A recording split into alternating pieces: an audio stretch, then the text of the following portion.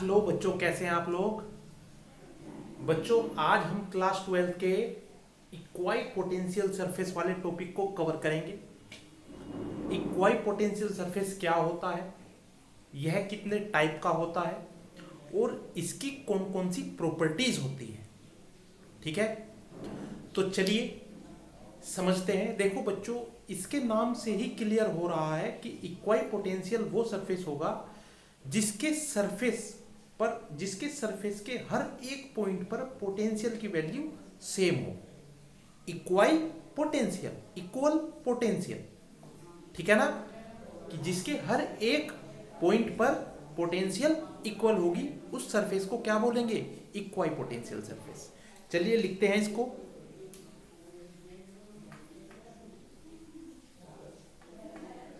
The surface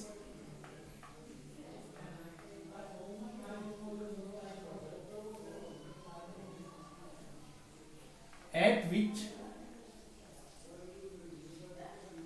all points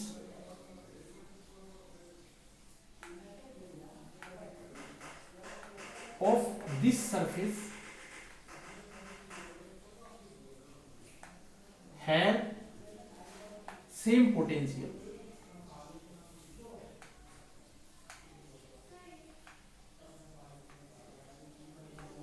is known as equipotential surface. ठीक है, the surface at which all points of this surface have the same potential is known as equipotential surface. ठीक है, अच्छा मुझे एक बात बताओ, ये कोई मान लीजिए वो सरफेस है, ठीक है, इसके हर एक पॉइंट पर पोटेंशियल सेम है। मान लीजिए यहां पोटेंशियल क्या है, VA, यहां पोटेंशियल क्या है, VB। यहां बच्चों कोई चार्ज रखा हुआ है, ठीक है, इस चार्ज को मैं कहां लेकर के जाता हूं, इस वाले पॉइंट पर। तो बच्चों इनका जो पोटेंशियल डिफरेंस होगा VA minus VB will be is equal to, जितना वर्क डन यहां करना पड़ेगा, वर्क डन एक्सटर्नल अपॉन, मान लीजिए क्यों कितना चार्ज रखा है यहाँ, क्यों नोट, ठीक है, और according to definition VA will be is equal to VB। It means work external will be is equal to G। तो हम ये भी कह सकते हैं, इसकी डेफिनेशन ऐसे भी दे सकते हैं, the surface for which work done to carry a charge from one point to another point will be equal to 0. This surface is known as equipotential surface। ठीक है ना, या इसको क्लियर कर देते हैं।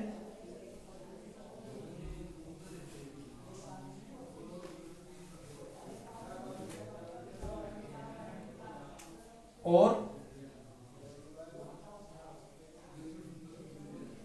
the surface at which to carry a charge, the surface at which work done to carry a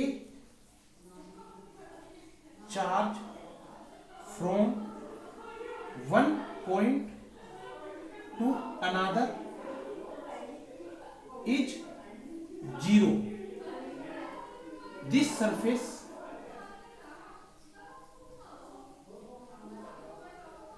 is known as equipotential surface. तो बच्चों कैसे भी करके आप इसकी क्या दे सकते हैं, डेफिनेशन दे सकते हैं। और जो समझने वाला जो फंडामेंटल है, फंडामेंटल यही है कि ये एक ऐसा सरफेस होता है जिसके हर एक पॉइंट पर पोटेंशियल इक्वल होती है। तो चलिए हम इसके कुछ एग्जाम्पल लेते हैं। एग्जाम्पल के जरिए आपको समझाने की कोशिश करते हैं।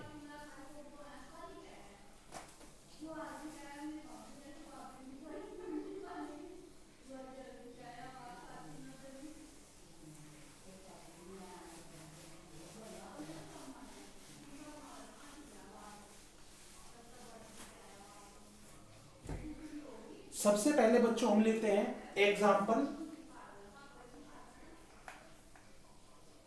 फर्स्ट एग्जाम्पल हम ले रहे हैं equipotential surface for a dipole. ठीक है, डाइपोल मींस यहां एक चार्ज प्लस क्यू है, बिल्कुल सेम चार्ज कुछ डिस्टेंस पर सेपरेट किया गया है। मान लीजिए ये डिस्टेंस कितनी है, आर है। ठीक है ना, ऐसे ही कुछ भी मान लो, 12 मान लो, यहां नीचे दिखा देते हैं 12 है, ये डाइपोल है। तो बच्चों अब हमें ध्यान से सोचना होगा यहां पर कि किस जगह हम पोटेंशियल, किस जगह हम ऐसा सरफेस बनाए जिसके हर एक पॉइंट पर पोटेंशियल सेम हो। अगर हम ध्यान से देखें बच्चों, बिल्कुल ध्यान से देखो, यहां इसके मिडिल में, इसका मिडिल पॉइंट क्या हो गया, ये, इसके मिडिल में मैं कोई एक ऐसा सरफेस बना देता हूं,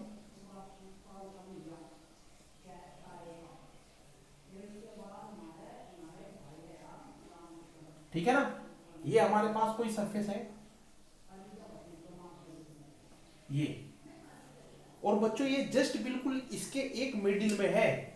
ये कैसे है, ये ऐसे रखा है सीधा, ऐसे नहीं रखा, ये इसकी जो पोजीशन है, इसकी पोजीशन प्यारे बच्चों ध्यान से देखेंगे, ये ऐसे रखा हुआ है।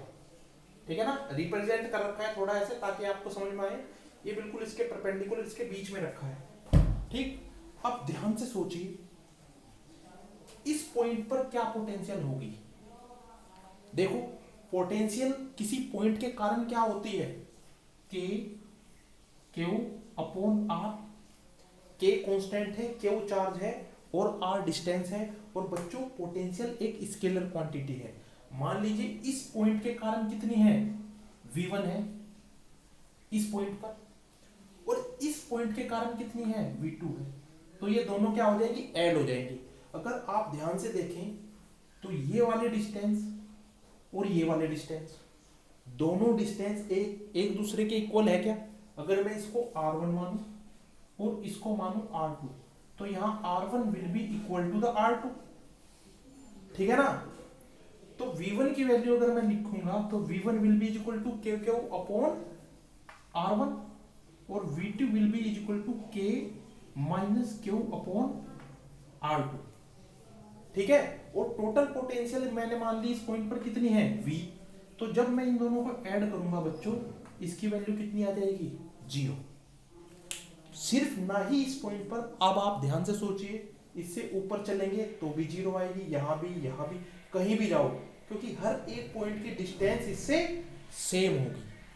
तो बच्चों कई बार एक नंबर का क्वेश्चन ऐसे आ भी जाता है कि जो कोई पोटेंशियल सरफेस होता है वो इलेक्ट्रिक डाइपोल की किस जगह लाइक करता है। तो किस जगह लाइक करता है, just between two the charges, या डाइपोल के जस्ट बीच में।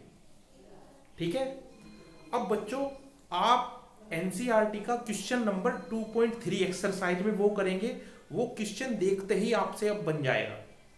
वहां कुछ नहीं करना है, सिर्फ ये कंसेप्ट आना चाहिए, क्लियर है। ठीक है, वो क्वेश्चन आप लोग अपने आप करेंगे।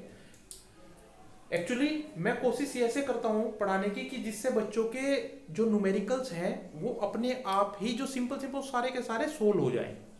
क्योंकि फिर दोबारा वही बात आती है बच्चों, अगर फंडामेंटल क्लियर है ना तो न्यूमेरिकल करना कोई ज़्यादा बड़ी बात नहीं होती है। उसके बाद सिर्फ और सिर्फ आपको मैथमेटिक्स आनी चाहिए। ठीक है ना, और प्रैक्टिस होनी चाहिए क्वेश्चंस की। जितनी ज़्यादा प्रैक्टिस करोगे उतना ही ज़्यादा आप उसमें निपुण हो जाएंगे। चलो चलिए, तो हमारे पास ये एग्जांपल है पहला, equal potential surface for a dipole. अब बच्चों सेकंड एग्जांपल देखते हैं।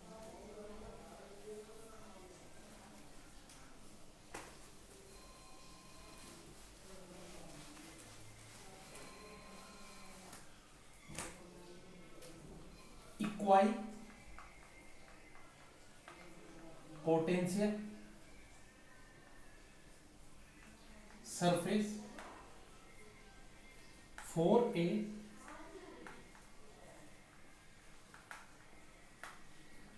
Point charge. ठीक है, मान लीजिए क्या है हमारे पास कोई पॉइंट चार्ज है। ठीक है, अब बच्चों पॉइंट चार्ज के चारों ओर हमें पता है उससे इलेक्ट्रिक फील्ड लाइंस निकलती हैं। कैसे?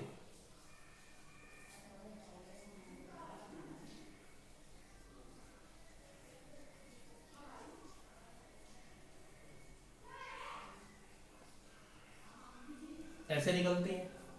अब बच्चों आप खुद सोचिए और बताइए कि यहाँ इक्वाई पोटेंशियल सरफेस कैसे बनाया जाए। देखो, इक्वाई पोटेंशियल सरफेस बनाने से पहले सिर्फ और सिर्फ आपको अपने माइंड में क्या रखना है, इसका फॉर्मूला याद रखना है। पोटेंशियल का फॉर्मूला क्या होता है? V इज इक्वल टू के क्यू अपॉन आर। देखो, K और Q तो हमेशा कांस्टेंट रहेगा, सिर्फ किस पर डिपेंड कर रहा है? डिस्टेंस पे। अगर हम कोई ऐसा सरफेस बनाएं जिसकी डिस्टेंस इससे हर जगह सेम हो, तो वो सरफेस कैसा होगा? इक्वाई पोटेंशियल सरफेस होगा। यही तो चेंज हो रही है बस, ये तो सेम ही रहेगा। K कांस्टेंट होता है 1/4πε0, जिसकी वैल्यू कितनी होती है? 9 × 10⁹, और Q हमारे पास ये कांस्टेंट है ही। चेंज सिर्फ और सिर्फ R हो सकता है। अगर हम R को भी कांस्टेंट कर दें तो पोटेंशियल हर जगह कैसी आ जाएगी? सेम आ जाएगी। अब वो सोचो आप कैसे कर सकते हैं। देखो, मुझे एक बात बताओ, अगर मैं इस तरह का सरफेस बनाता हूं,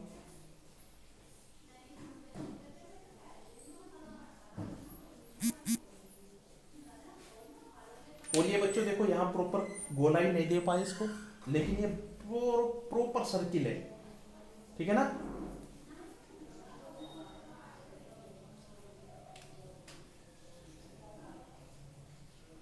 ठीक है, तो ये क्या है? प्रॉपर सर्किल है। अब देखो, इसकी रेडियस हर जगह सेम होगी ना, इस पॉइंट पर भी, इस पॉइंट पर भी, इस पॉइंट पर, इस यहाँ हर जगह रेडियस सेम है। अगर हर जगह रेडियस सेम है तो पोटेंशियल भी कैसी होगी इसके हर एक पॉइंट पर? वो भी सेम हो। बात समझ में आई?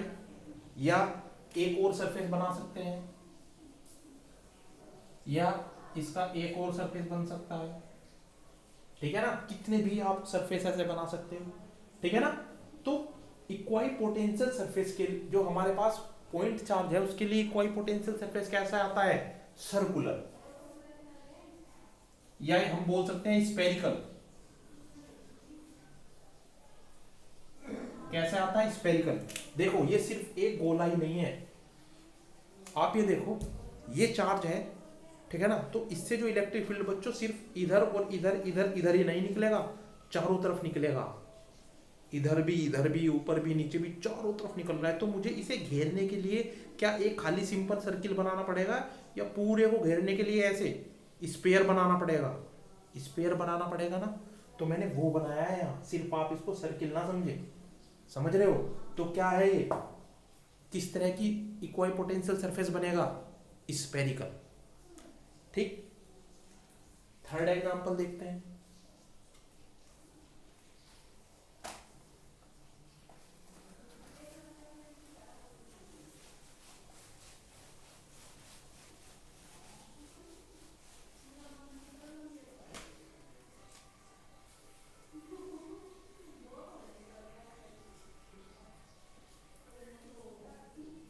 इक्वाई potential surface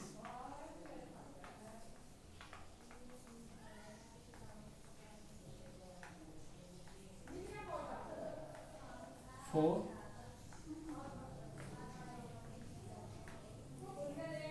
line charge. Equipotential surface for a line charge.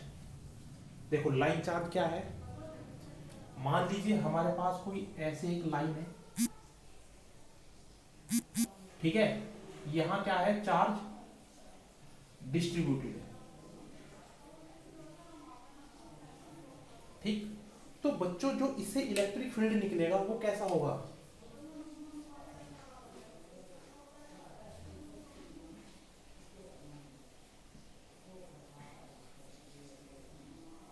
या अभी मैं ऐसे ही दिखा देता हूं, समझा दूंगा सब तरीके से।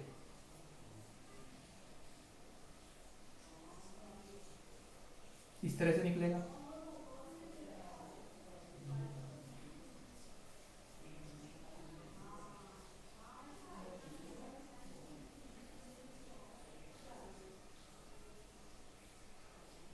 ठीक है ना, इलेक्ट्रिक फील्ड ऐसे ही निकलेगा और इधर से भी, जरूरी थोड़ा ही है कि ये दोनों साइड से निकले, सामने से भी निकलेगा, पीछे से भी निकलेगा, इधर से भी निकलेगा, इधर से। कहने का मतलब है इसके चारों तरफ से इलेक्ट्रिक फील्ड ऐसे निकलेगा।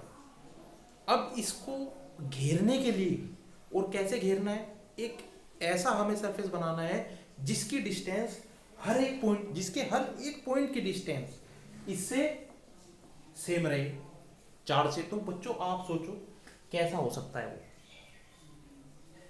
अच्छा एक बात बताओ, अगर मैं यहां एक सिलेंडर बना दूं इस तरह से,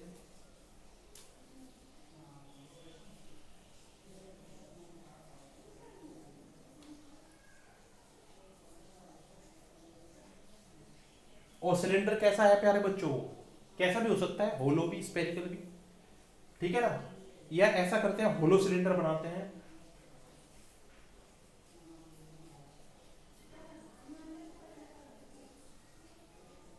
ठीक है, कैसा है, होलो सिलेंडर है हमारे पास। अब देखो इसका ये जो सरफेस है इधर वाला, उसकी डिस्टेंस भी इस वाले चार्ज से सेम होगी, इसकी डिस्टेंस भी इस वाले चार्ज से सेम होगी, या लाइन चार्ज से, हर जगह चारों तरफ से इसके जो डिस्टेंस है वो लाइन चार्ज से सेम होगी। अगर इसकी डिस्टेंस चारों तरफ से लाइन चार्ज से सेम होगी बच्चों, तो बताओ यहाँ पोटेंशियल कैसी होगी, हर एक पॉइंट पर इसकी सेम होगी।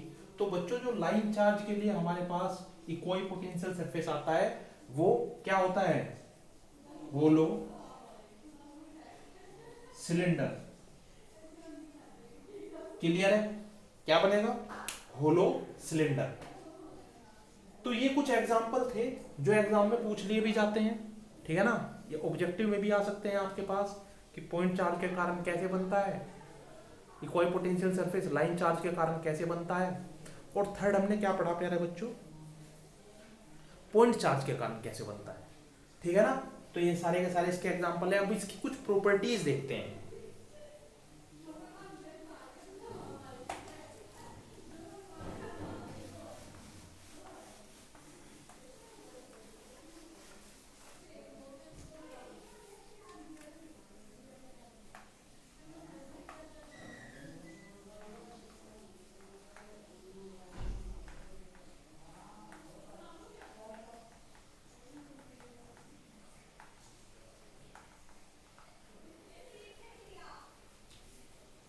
फर्स्ट प्रॉपर्टी बच्चों, हमें पता है V A minus V B will be equal to W external upon Q naught. ये हम जानते हैं, इसके बारे में ज्यादा कुछ चीजें लिखने की जरूरत नहीं है। और ये V A minus V B क्या है, मान लीजिए कोई सरफेस है, और ये कैसा सरफेस है हमारे पास, इक्वल पोटेंशियल सरफेस है, ठीक है। या इसको ऐसे बना देते हैं, यहां प्लस क्यू, यहां माइनस क्यू, ये इसका मिडिल पॉइंट है,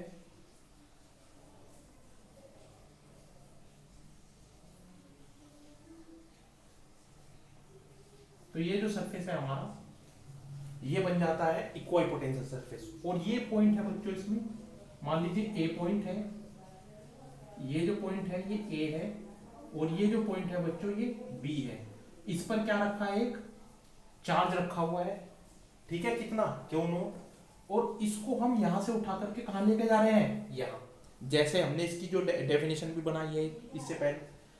तो यहां पोटेंशियल भी वी इसकी जीरो है, क्योंकि यहां पोटेंशियल इसकी जीरो है ना, और यहां पर भी पोटेंशियल इसकी जीरो है, तो यहां टोटल पोटेंशियल ये भी zero minus zero W external upon Q naught. इसका मतलब क्या आ गया, सारी जीरो, तो W external will be equal to zero.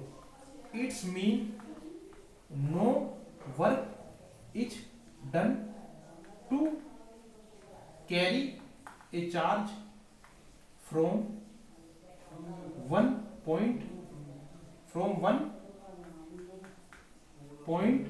to the another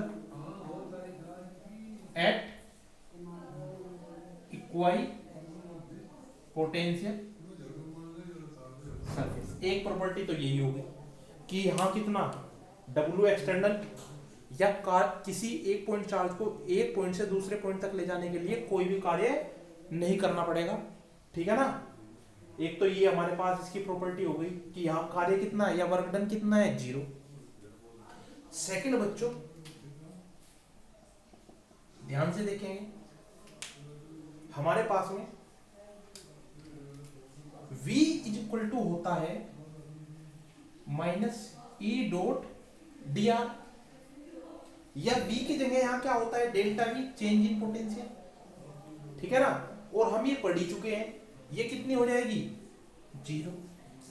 यहां ये क्या बनेगा, E integration minus dr cos theta. अब ये सारी की सारी वैल्यू क्या बन जाएगी, 0।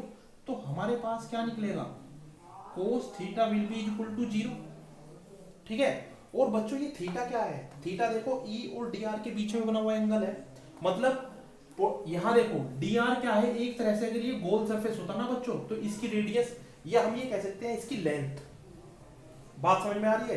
तो बच्चों चाहे इसकी लेंथ हम ऐसे लें, ये कॉपी है ना, ऐसे, ठीक, चाहे तो हम इसकी लेंथ ऐसे ऐसे देखें, चाहे तो ऐसे ले लो लेंथ, और चाहे ऐसे लेंथ ले लो, ठीक है ना। ये दोनों पोजीशन में हमेशा इलेक्ट्रिक फील्ड इस डायरेक्शन में जा रहा है ना, दोनों पोजीशन में हमेशा क्या है, जब इसकी हम ये वाली डिस्टेंस लेते हैं तो हमारे पास में, या ये वाली लेते हैं, इलेक्ट्रिक फील्ड ऐसे जा रहा है, तो हमेशा ये और ये वाली लेंथ इलेक्ट्रिक फील्ड के कैसे है, परपेंडिकुलर आ रही है, नहीं आ रही है। ध्यान से देखो, इलेक्ट्रिक फील्ड ऐसे जा रहा है, ठीक है, एक लेंथ हमारे पास ये हो गई, ठीक है, एक लेंथ ये हो गई, ये लेंथ है, लेंथ कंपोनेंट है ये। तो जो लेंथ कंपोनेंट है, हमेशा यहां से देखने से भी क्लियर हो रहा है ना हमारे पास में, कि लेंथ कंपोनेंट चाहे ये हो चाहे ये हो, इलेक्ट्रिक फील्ड जो ऐसे जा रहा है हमेशा उसके परपेंडिकुलर हो रहा है, बात समझ में आ रही है। और थीटा क्या है, थीटा यहां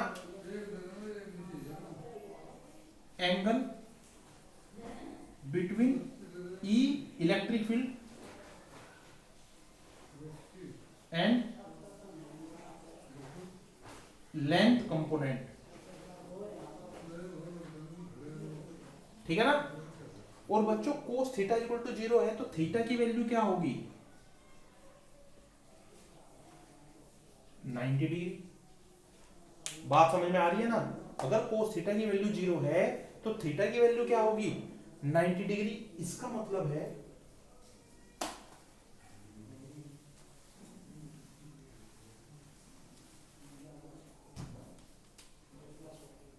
electric field will be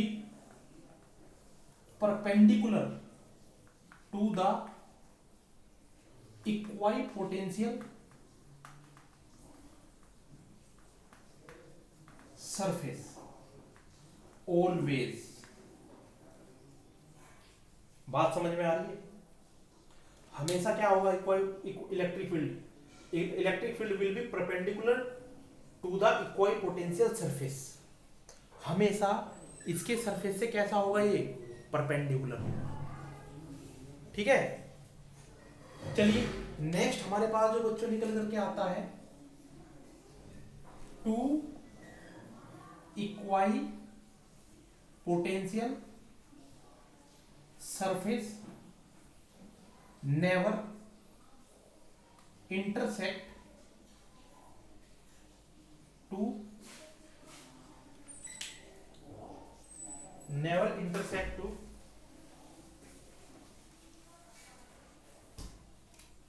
each other since if intersect then two directions of the electric field which is not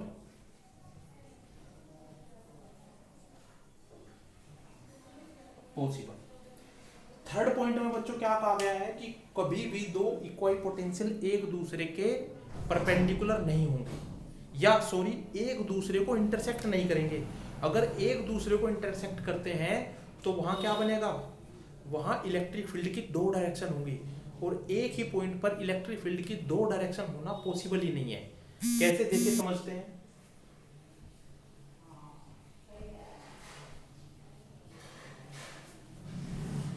ये आप सभी लोग लिखिए, फिर मैं समझाता हूं, इसके बाद सारा क्लीन कर देते हैं।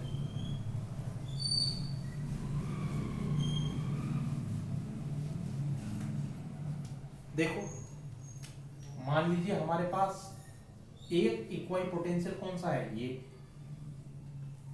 ठीक है, और दूसरा बच्चों इक्वल पोटेंशियल हमारे पास क्या हो गया, ये।